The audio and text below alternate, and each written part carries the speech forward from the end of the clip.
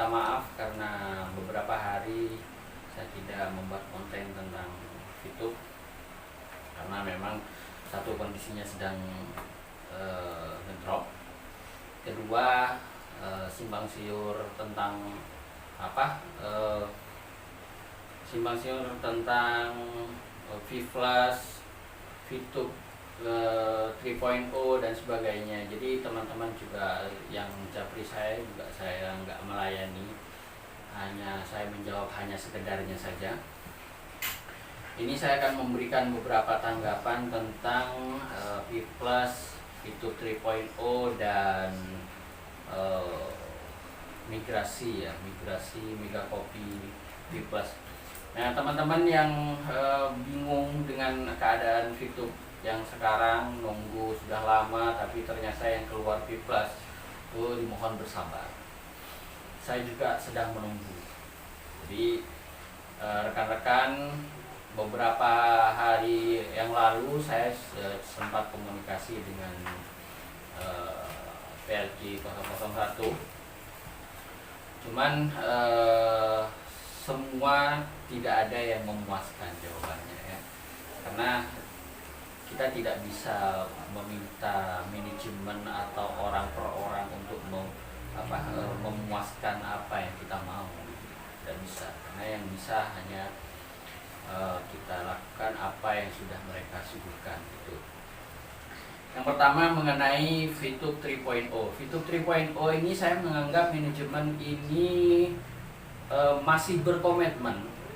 Walaupun teman-teman yang mendapatkan info dari luar itu tidak update mengenai VTube 3.0, karena memang VTube 3.0 ini persyaratannya cukup berat dan cukup dilema juga, karena dua syarat itu sangat-sangat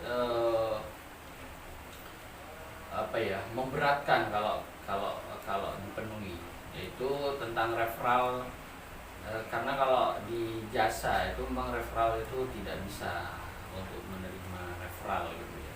Walaupun kenyataannya di beberapa aplikasi yang ada di luar tentang jasa itu banyak yang menggunakan referral.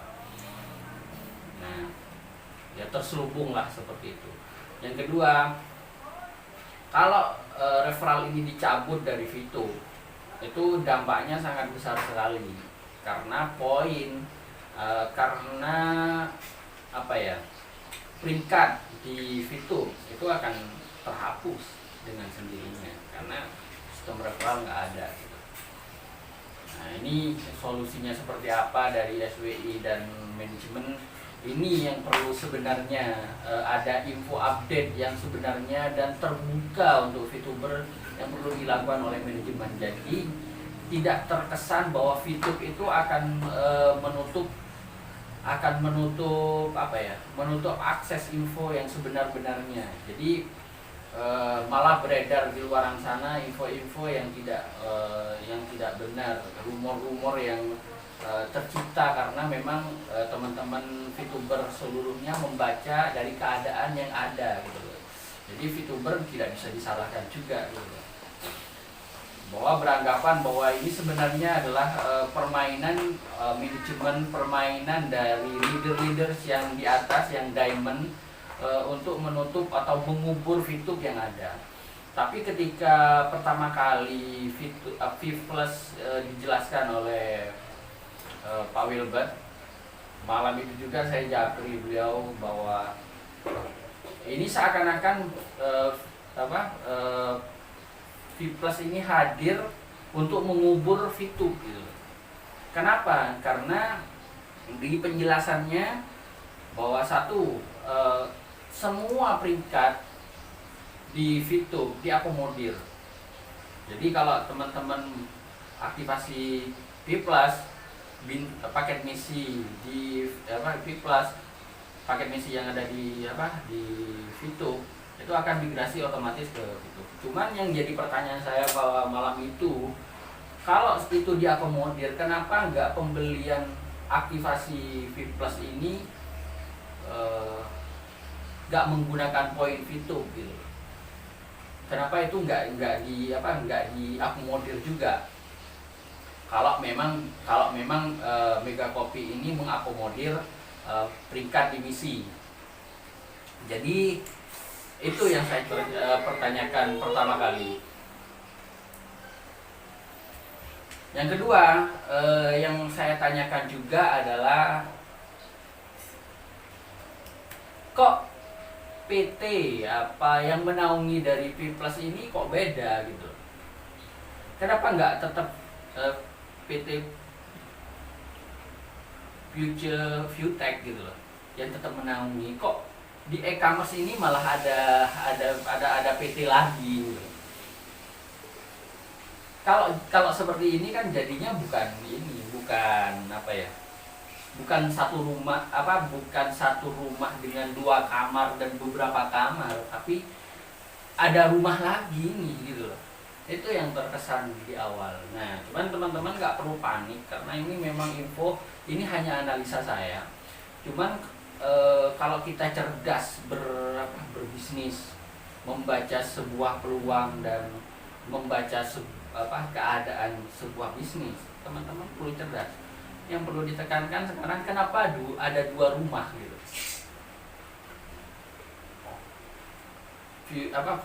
Future Viewtech yang pertama di Fitur, yang kedua sekarang Komunitas Cerdas Indonesia, PT Komunitas Cerdas Indonesia. Nah ini kan 2 rumah namanya.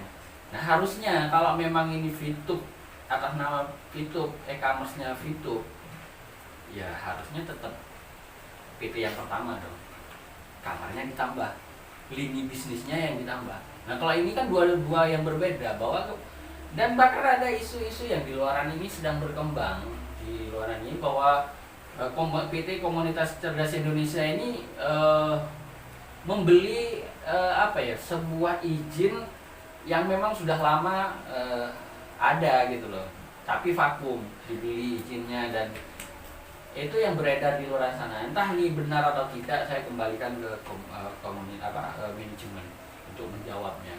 Ini kritik pedas untuk internal. Nah, kalau memang itu, kenapa ini kok diungkapkan gitu loh? Nah, kalau kita nggak mengungkapkan ini, namanya kita membodohi VTuber dong. Teman-teman jangan mau terjumus 2 kali. Nah, saya nyarankan ke teman-teman, kalau memang V Plus ini memang benar rumah Fitur, rumah kedua Fitur, jelaskan apa adanya kepada VTubers. Jangan simpang siur yang ada di luar sana gitu loh. Jadi tidak semua VTuber menerima sebenarnya ini. Satu catatan yang penting bahwa bagi manajemen, kenapa Fitur berkembang pesat? Karena Fitur bukan MLM. Nah kalau disuguhi dengan V Plus, dengan e-commerce yang katanya e-commerce seperti ini menurut saya bukan e-commerce. V Plus ini bukan e-commerce, ini MLM gitu. Di situ ada API, Asosiasi Penjualan Langsung Indonesia, ada CUL dan sebagainya. Itu penjualan langsung Indonesia, boleh memang merekrut karena izinnya API.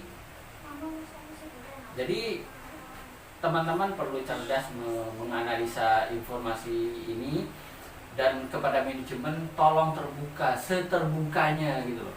Sampaikan apa adanya, karena nggak semua orang yang ada di VTuber itu goblok loh. Nggak semua VTuber itu bodoh, nggak bisa dibodoh-bodohin seperti ini terus. Katakan dengan gamblang bahwa ini MLM, beda dengan VTuber gitu. Kalau memang ini kenapa saya ngotot ini beda dengan VTuber? Di awal saya membuat video ini bahwa VTuber itu bukan MLM. Terus sekarang hadir MLM, karena kita basicnya ini di MLM. Lebih banyak MLM yang lebih bagus dari ini. Cuman kalau VTuber ini digiring untuk menjalankan V Plus dengan produk yang mirip-mirip dengan MLM dan sebagainya, ya salah besar bos. Seperti itu. Jadi teman-teman, kalau apa sih ruginya kalau kita aktifasi di VTuber,